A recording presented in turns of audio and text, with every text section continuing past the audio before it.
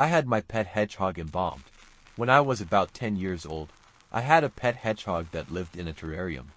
One day, he ended his life in a way I'll never forget.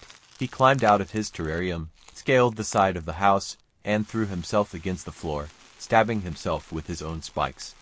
He died instantly. My mom called me at school, speaking gently, trying to soften the news. She told me that my hedgehog was at the vet, and he wasn't coming back.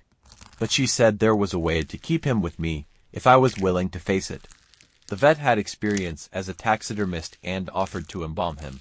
It was up to me whether I thought it would be worse to never see my pet again or to have him preserved, forever dead but still there. I was 10. What did I know? I said yes. A week later, my hedgehog came back, stuffed and mounted in a fierce, defensive pose, as if he were snarling at a predator.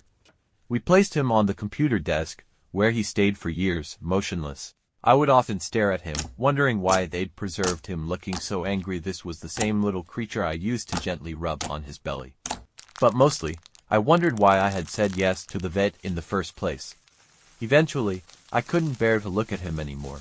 I felt embarrassed, and the idea of having him on display became too much. I decided to give him a proper Christian burial, so I buried him in the backyard. He rests there now. A few years later, my mom sold the house. Whoever lives there now probably has no idea that beneath their feet, in the garden, lies a hedgehog's bones, forever frozen in an angry stance.